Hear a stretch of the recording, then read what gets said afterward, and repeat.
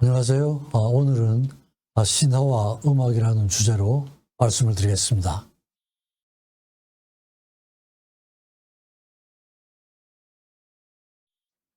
네, 대개 이런 순서로 말씀드리겠습니다. 우선 첫 파트에서는 신화의 기본 구조에 대해서 간단하게 말씀드리고요. 그 다음에 신화와 음악, 그렇게 해서 음악의 주제가 됐던 그런 그 신들을 중심으로 해서 그렇게 말씀드리고 요약을 말씀드리겠습니다. 우선 그 신화의 기본 구조인데요. 신화의 전체적인 구조는 되게 이렇게 되어 있습니다. 신이 있고 인간이 있고 동물이 있고, 신과 인간 사이에 난 존재를 반신반인인데요. 이게 영웅이라고 그러고, 인간과 동물 사이에 난 존재를 괴물이라고 그러죠. 그렇죠? 그리고 무생물이 있고. 그러니까 신화가 내용이 굉장히 복잡하게 그렇게 꾸며져 있는 것 같은데, 그 내용을 보면은 이 존재들이죠. 신에서부터 무생물에 이르는 이 존재들의 어떤 상호작용에서 일어나는 사건들, 이야기, 그게 이제 신화라고 할 수가 있죠. 신화의 발달 과정을 보면 첫째는 아주 그 카오스 상태에서 코스모스 상태로 발전하는 과정이다, 이렇게 볼 수가 있습니다. 카오스 상태라는 건 혼란 상태죠, 그죠? 혼돈 상태. 코스모스는 이제 질서를 찾아가는 이런 상태죠. 그러니까 혼란 상태에서 질서를 찾아가는 상태로 발전하는 과정이라고 볼 수도 있고요. 또 두 번째는 일신 독재에서 다신 체제로 나가는 이런 겁니다. 그러니까 초기에 우라노스, 크로노스에서는 일신 체제죠. 신 하나가 다 지배를 했는데, 그러다 보니까 여러 가지 문제가 생기니까 제우스에 가서는 이제 다신 체제로 가게 되는, 그러니까 일당 독재에서 다당제로 나가는, 대통령 중심제에서 내각 책임제로 나가는 이런 과정으로 볼 수도 있습니다. 우주 만물 탄생의 기본적인 조건이 있는데요. 네 가지입니다. 카오스, 가이아, 타르타로스, 에로스입니다. 카오스는 혼동, 공간의 신이죠. 가이아는 땅의 신입니다. 타르타로스는 지하의 신이고, 에로스는 사랑입니다. 근데 에너지라고 할 수가 있겠죠. 카오스는 스스로 혼자서 에레보스와 닉스, 암흑과 밤을 낳고, 에레보스와 닉스는 아이테르와 헤메라, 상공과 낮을 낳습니다. 가이아 땅의 신은 스스로 혼자서 우라노스, 하늘이죠. 낳고 폰토스, 우로스, 하늘과 바다와 산을 낳습니다. 가이아와 우라노스는 부부가 되는데, 그러니까 모자가 부부가 되는 셈입니다. 부부가 되고 나서는 권력이 가이아에서 우라노스로 옮겨가게 됩니다. 그래가지고 그 둘 사이에서 육남 육녀를 두게 됐는데, 그걸 이제 티탄 신족이라고 그러죠. 남신이 6, 여신이 6, 이렇게 해서 이제 12남매를 두게 됩니다. 근데 이제 우라노스가 이게 독재를 하는데 상당히 불안해요. 불안하니까 자식을 낳으면은 자기 부인 가야의 뱃속에다 그냥 집어넣어 버립니다. 그러니까 이제 가야가 굉장히 불편해지는 거죠. 그죠? 낳는 쪽쪽 다시 뱃속으로 집어넣으니까.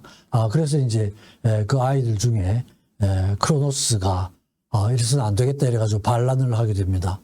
그래서 이제 가야가 크로노스에게 낫을 줍니다. 낫을 주면 아버지가 하늘에서 내려오면은 거세를 하라는 이런 지시를 내립니다. 그래가지고 크로노스가 그 가야가 준 낫을 가지고 우라노스를 거세를 하는데, 거기에서 이제 정약도 나오고 혈액도 나옵니다. 거기에서 이제 복수의 새 여신 이렇게 나오고 또 거품이 생기는데, 그 거품에서 이제 아프로디테가 생기죠. 그죠? 아프로디테의 아프로스라는 게 거품이라는 뜻입니다. 그렇게 해서 나중에 미의 여신이 되죠. 그리고 이제 또 크로노스와 레아가 부부 관계가 되는데, 거기에서 또 걱정 불안이 생겨요. 불안하고, 그러니까 또 자식을 다 잡아먹습니다. 잡아먹어요. 그러니까 이제 부인이 분노를 해가지고 마지막 아들은 꼭 아들인 것처럼 해서 돌을 싸서 줍니다. 돌을 싸서 주고 그 마지막 아들은 따로 이제 크레타로 보내는데, 이게 제우스죠. 그죠? 제우스가 이제 크레타로 가서 염소의 젖을 먹고 자라고, 나중에 이제 출생의 비밀을 알려줍니다. 그랬더니 메티스 여인이 토하는 약을 줍니다. 왜냐하면 그 전에 자식들 다 생겼으니까 토해낼 수 있도록 말이죠. 그죠? 그래서 나중에 가서 크로노스에게 그 약을 먹여가지고, 돌이 제일 마지막에 들어갔죠. 포세이돈, 하데스, 헤라, 데메트르, 헤스테. 이 이제 자식들이 태어나오게 되죠. 그러니까 사실은 처음 태어난 순서하고는 역순위로 토해내게 됩니다. 그죠? 그러니까 순서가 달라지게 됩니다. 그래가지고 이제 그 크로노스와 제우스가 전투를 벌이게 됩니다. 그래서 이걸 티타노 마키아라는 이런 이름을 붙이는데요. 그래서 그 윗세대하고 세대 간의 어떤 갈등이라고 할 수가 있겠죠. 그래서 그 싸움이 거의 10년간 지속이 되고 결국 이제 제우스가 승리를 하게 됩니다. 그래서 올림푸스 신 체제가 구축이 되는데, 그래서 이제 제우스는 그 전에 이제 일단 독재로 하다 이렇게 보니까, 일신 독재로 하다 보니까 여러 가지 문제가 생기니까 다신 체제를 합니다. 그래서 제우스 자신의 형제 자매 자신을 포함해서 넷하고 자녀들 8, 그렇게 해서 12신 체제로 그런 이제 올림피아 신 체제가 구축이 됩니다. 그런데 그러다 보니까 또 제우스한테 너무 힘이 가니까 그 가이아가 어머니가 또 이제 좀 질투를 한 거예요. 그래가지고 이제 거신족하고 사이에서 또 싸움이 일어납니다. 그래가지고 그걸 또 가이겐토 마키아라는 이런 이름이 붙어져 있죠, 그죠? 그러니까 우라노스의 그 피에서 나타난 자식들하고 또 제우스하고 싸움이 일어납니다. 그래서 이제 또 거기에서도 헤라클레스의 도움을 받아가지고 제우스가 승리를 해서 제우스의 그런 체제가 굳어집니다. 그래서 이런 과정을 보면은 반복되는 주제죠, 그죠? 이제 친부 살해, 아버지를 죽이고 세대가 바뀌어지는, 권력을 쟁취를 하는 이런 과정이 됩니다. 그래서 그걸 영어로는 페트로크토니아라는 이런 건데 반복되는 그런 과정이었죠, 그죠? 그건 뭐냐면 새로운 세대가 구세대의 틀을 깨고 어떤 독립된 가치를 만들어낸다 하는 이런 의미가 있을 수 있을 것 같아요. 그게 나중에 이제 에디푸스 컴플렉스로도 이어지죠. 그리고 이제 또 신화에는 영웅들의 얘기가 상당히 중요한 부분입니다. 아까 말씀드린 것처럼 신과 인간 사이에 난 존재가 영웅이죠. 반신, 반인. 그 다음에 이제 반신, 반수가 괴물입니다. 근데 이제 이 신을, 영웅을 주제로 하는 그런 내용들이 참 많고, 역시 이제 음악도 이런 게 같이 이제 포함이 될 수가 있습니다. 그래서 그 영웅들은 일단 처음은 제우스하고 세멜레인데요. 세멜레는 제우스 신전의 여사제죠. 여사제인데 이제 헤라가 자꾸 질투를 해가지고 괴롭힙니다. 그래가지고는 이제 나중에 이제 죽게 되죠. 거기서 디오니소스가 태어나는데 디오니소스는 여러 가지 이제 술의 신이죠, 그죠? 술의 신인데 로마로 가면 바쿠스가 되는데 그 이제 어려움을 겪고 나서 나중에 이제 신격화되는 거죠, 그죠? 그 다음에 이제 아폴로하고 코로니스인데요. 코로니스가 이제 이게 또, 바람이 났어요. 어차피 이제 아폴로하고 이렇게 사귀어도 신이니까 떠나갈 것이라는 이런 불안감이 있어서 아마 그랬던 것 같아요. 그래가지고 이제 그걸 알게 되죠. 그래서 이제 아폴로가 누이 아르테미스를 시켜가지고 활을 쏘아 죽입니다. 근데 이제 실토를 합니다. 코로니스가 자기가 임신 중이다. 그런데 이제 거기서 태어난 아이가 꺼내죠. 아폴로가 꺼내고 자기가 키우는데 그게 아스클레피우스입니다. 우술의 신이죠, 그죠? 우술의 신이 아폴로하고 코로니스 사이에서 태어납니다. 그래가지고 켄타우루스의 현자 카이론에게 우술을 배우도록 하고 나중에 이제 신이 됩니다. 그 다음에 또 제우스하고 알크메네인데요. 이제 알크메네는 암피트리온 장군의 그 부인입니다. 부인인데 거기에서 이제 또 관계를 가져가지고 헤라클레스가 탄생합니다. 또 이 태어나니까 헤라가 또 질투를 하고 해서 헤라클레스에게 굉장히 어려운 여러 가지 과제를 많이 내지 않습니까? 12과제입니다. 그죠? 그래가지고 그걸 다 이제 나중에 수행을 하는데 나중에 또 이제 불에 타서 죽게 되고 사후에 이제 신격화가 되는 이런 과정이 있습니다. 그 다음에 또 테티스하고 펠레우스인데요. 원래는 이제 제우스가 테티스하고 상당히 관계가 깊었습니다. 근데 나중에 이제 예언을 보니까 거기 사이에서 자기하고 테티스 사이에서 아들이 나면은 아비를 죽일 것이다. 이런 신탁이 나와요. 그래서 이제 테티스를 포기를 하고 테티스를 펠로스 인간에게 결혼을 시킵니다. 제우스가. 거기서 태어나는 게 이제 아킬레우스죠. 그죠? 그러니까 아킬레우스는 신과 인간 사이에 태어나는 이런 겁니다. 그래서 이제 나중에 반신 반인이니까 완전히 신으로 만들기 위해서 하기 위해서는 스틱스 강에다가 담았다가 꺼내면은 완전한 신이 되는데 그 담글 때 그 담는 위치가 지금 아킬레스 텐던이라는 게 바로 그 부위입니다. 그 부위를 잡아가지고 스틱스 강에 담근 거예요. 나머지는 다 신인데 그 부분만 인간으로 남아있었던 거죠. 이 약점이 되는 겁니다. 아킬레스 텐던이라는 게 아킬레스 건이라는 말이 신화에서 유래가 된 거죠. 그죠?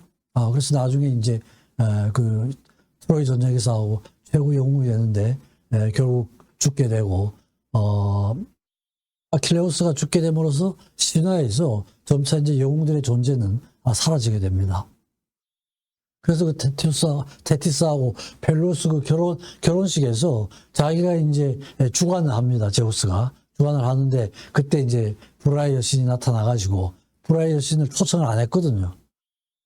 브라이 여신이니까 결혼식 초청을 안 했습니다. 그랬더니 자기 혼자 나타나서 기분 나쁘다 그래가지고 이제 막 또 불화를 일으킵니다. 황금사과를 던지면서 그거에 이제 가장 아름다운 여신에게 주라 이러니까 아프로디테, 헤라, 아테네가 서로 자기가 가장 아름답다 이렇게 하고 컨테스트를 하게 되죠. 그죠? 근데 그걸 심판은 누가 가장 아름다운 여신으로 선택이 되더라도 뒷 문제가 골치 아플 것 같으니까 자기가 맞지 않고 트로이 왕자 파리스에게 의뢰를 합니다. 그래서 파리스가 여러 가지 과정을 거쳐서 이제 아프로디테의 승리를 선언을 하고 그래서 스파르타의 왕비 헬레네를 납치를 하게 되죠.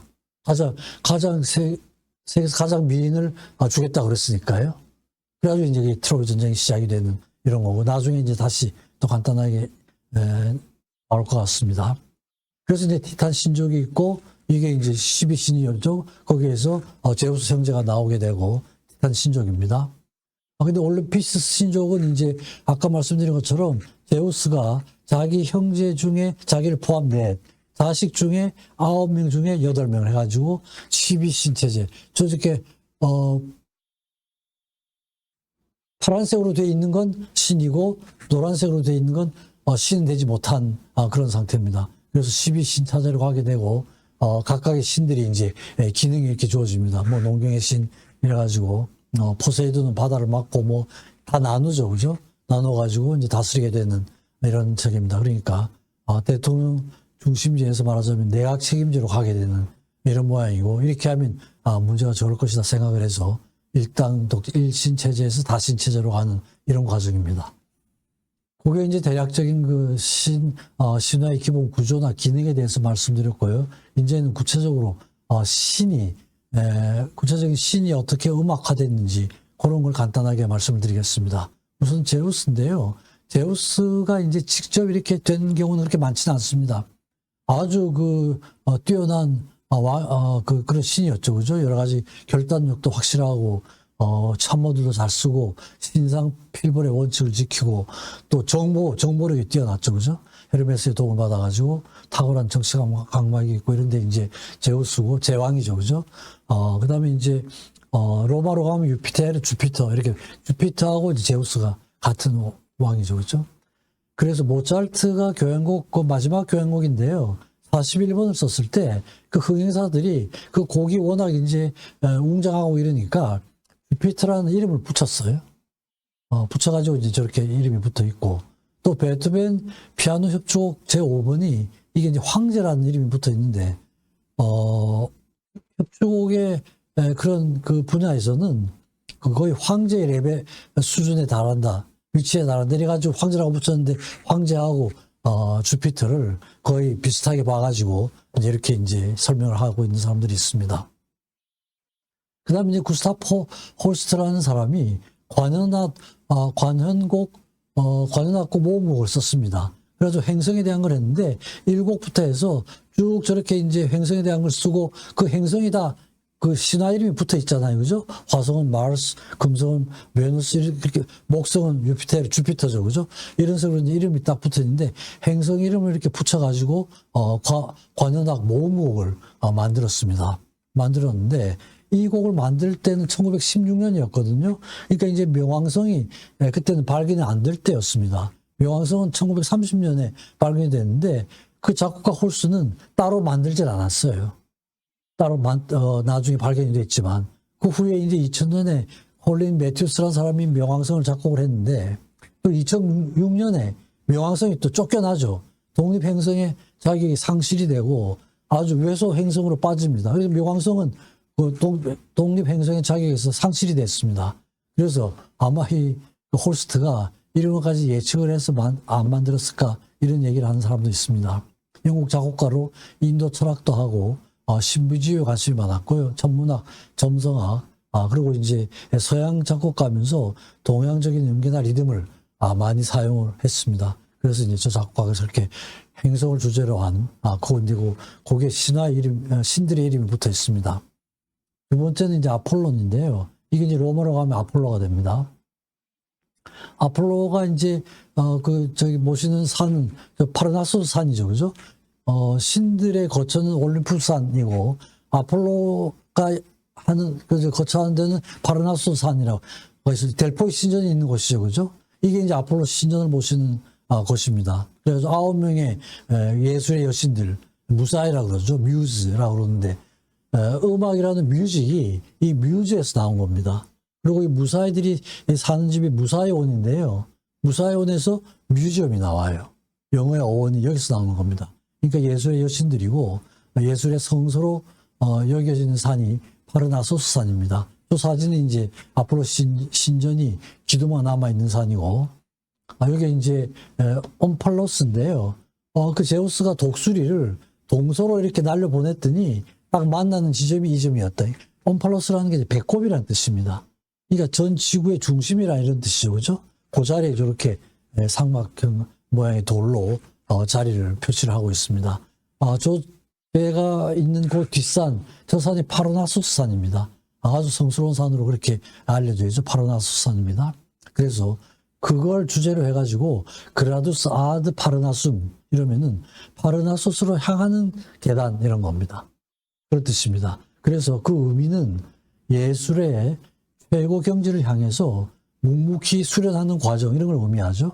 그래서 이제 교과서 이런 걸 쓸 때 그 이름을 많이 땄습니다.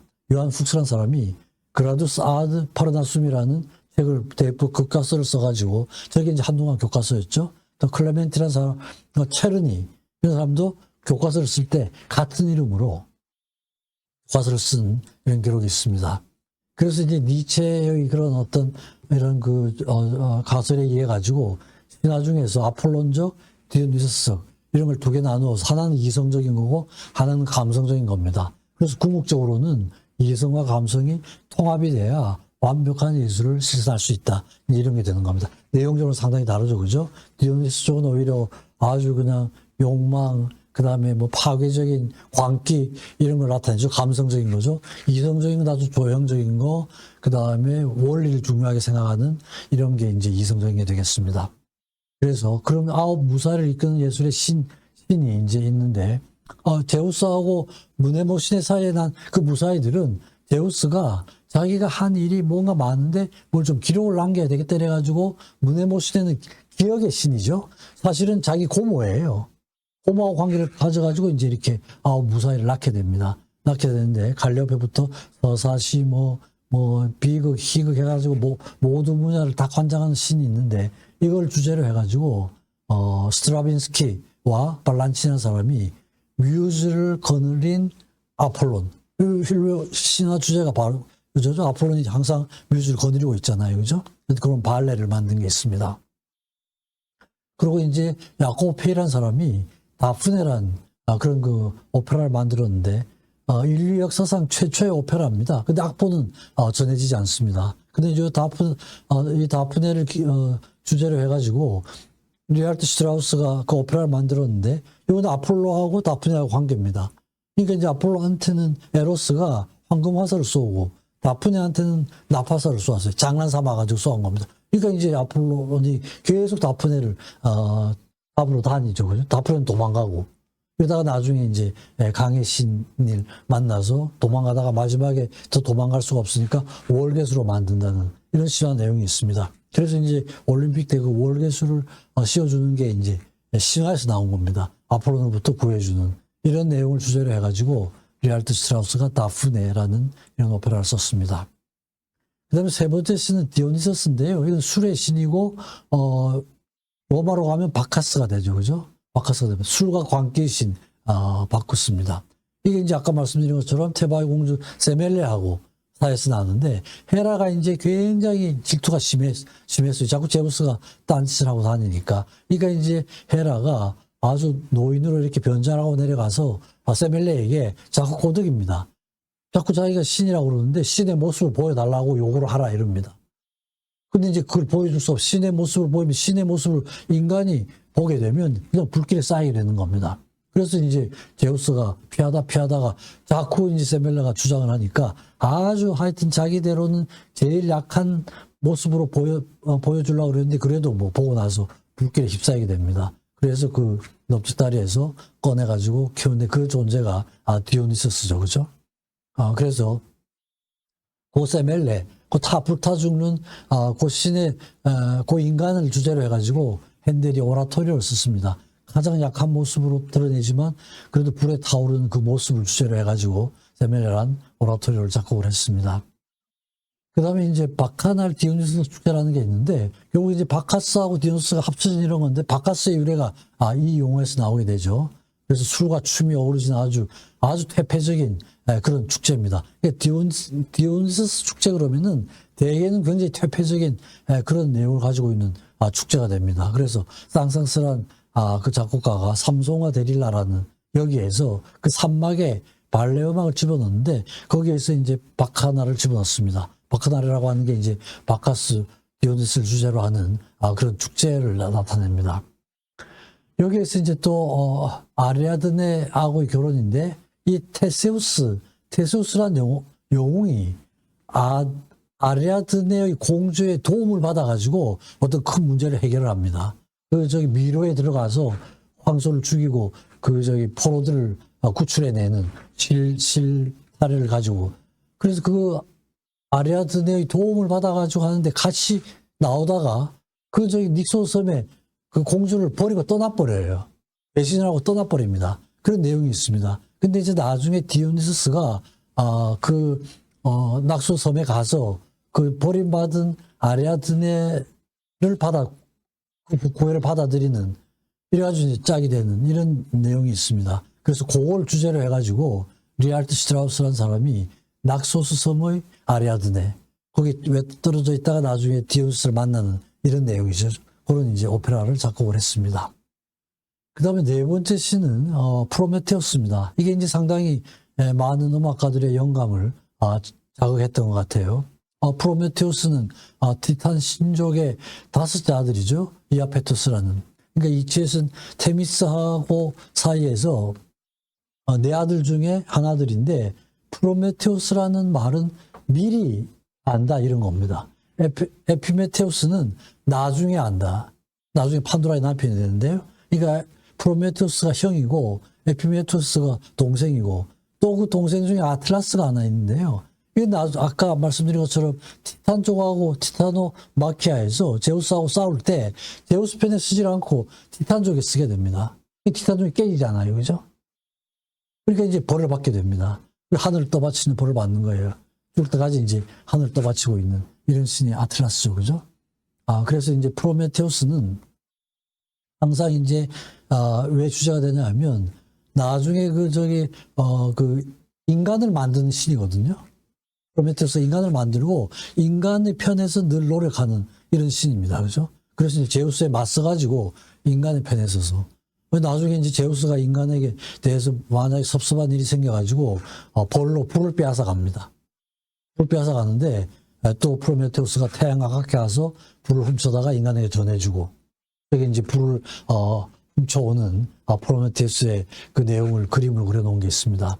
그래가지고 이제 문명의 길을 열어준 이런 신입니다. 그리고 이제 그 인간을 만들 때 마지막 순간에 아테네 여신이 나비를 보냅니다. 나비를 보내가지고 호흡을 불어넣고 하는 이게 이름으로써 인간이 완성이 되거든요. 그러니까 푸시케가 나비란 뜻이에요. 원래는. 근데 이제 나비가 작용을 해서 호흡이 열렸다 그래가지고 호흡이란 뜻도 쓰고 또 호흡이 시작함으로써 영혼이 열렸기 때문에 영혼이란 단어로도 씁니다. 그러니까 푸지케라는 게 호흡, 영혼 다 그런 말을 쓰죠. 같은 단어를 가지고 씁니다. 그래서 저 정신과에서 얘기하는 사이키아트리가 결국 이 푸시케에서 나왔거든요. 푸시키아트리, 영혼의학 이런 의미가 있죠, 그죠? 그래서 정신의학에서도 영적인 주제를 다뤄야 하던 이유가 이제 바로 이런 걸 할 수가 있습니다. 그러니까 이제 제우스가 자기의 반발을 해가지고 계속 인간의 편에 서가지고 이렇게 하니까 이제 결국에 다 묵습니다. 힘의 신 크라토스하고 폭력의 신을 시켜가지고 또 헤파이스토스 그 대장정이 있죠. 아주 견고한 사슬로 카오카수스 산의 절벽에 묶어둡니다. 그래가지고 독수리가 간을 파먹도록 해요. 3천 동안 그럽니다. 근데 이 간이라는 건 먹고 나면 또 자라고 또 자라고 하는 특성이 있거든요, 실제로. 그러니까 이제 3천 동안 굉장한 고통을 받게 되죠, 그죠? 그래. 근데 이제 죽이질 못했어요. 왜냐 프로메테우스를 못 죽였냐면 제우스 자신 미리 아는 자, 자기의 앞날에 대해서 정보를 가지고 있었기 때문에 죽이질 못하고 이제 이렇게 고통을 줍니다. 그렇게 해서 이제 나중에 서로 화해를 합니다. 앞으로 일을 가르쳐 주고 그런 조건으로 헤라클레스를 시켜가지고 독수리로 활로 독수리를 쏘아 죽이고 헤라클레스가 프로메테우스를 해방을 시키는 그런 겁니다. 그때 이제 제우스하고 화해를 하는데 그때 사귀고 있던 그 테티스가 아들을 낳게 되면 아버지를 능가하는 위대한 인물을 낳는다. 이래가지고 이제 제우스가 테티스를 포기를 하고 인간 펠레우스에게 시집을 보내는. 여기서부터 나중에 이제 트로이 전쟁이 시작이 되죠, 그죠? 그래가지고 아킬레우스가 태어나고 아킬레우스를 신격화 하려고 그러다가 그 약점이 생기게 되고 하는 얘기가 이렇게 됩니다. 그래서 그 프로메테우스가 항상 그 인간의 편에 서서 인간을 위한 신이었기 때문에 아마 많은 사람들이, 많은 음악가들이 영감을 받았던 것 같아요. 베토벤이 프로메테우스의 창조물이라는 발레 음악을 썼습니다. 여러 곡을 썼는데 그 주제를 가지고 영웅교향곡의 사악장에 그대로 씁니다. 그리고 또 그 주제를 가지고 영웅 주제에 의한 피아노 변주곡을 쓰기도 하고요. 또 12개의 시골 춤곡도 쓰고 이게 같은 주제를 가지고 형식으로 표현을 합니다. 저런 걸 보면 아마 베토벤이 저 주제 자체를 굉장히 자신이 좋아했던 것 같아요. 있죠, 그죠? 리스트도 교향시를 쓰죠. 프로메테우스라는 교향시를 쓰고 알렉산더 스크리아벤이라는 사람이 관현악곡으로 또 프로메테우스의 불의 시라는 그런 음악을 작곡을 합니다. 교향시도 작곡을 하고요. 그래서 뭐 발레 음악, 교향곡, 교향시 여러 가지 형태로 여러 작곡가들이 작곡을 합니다.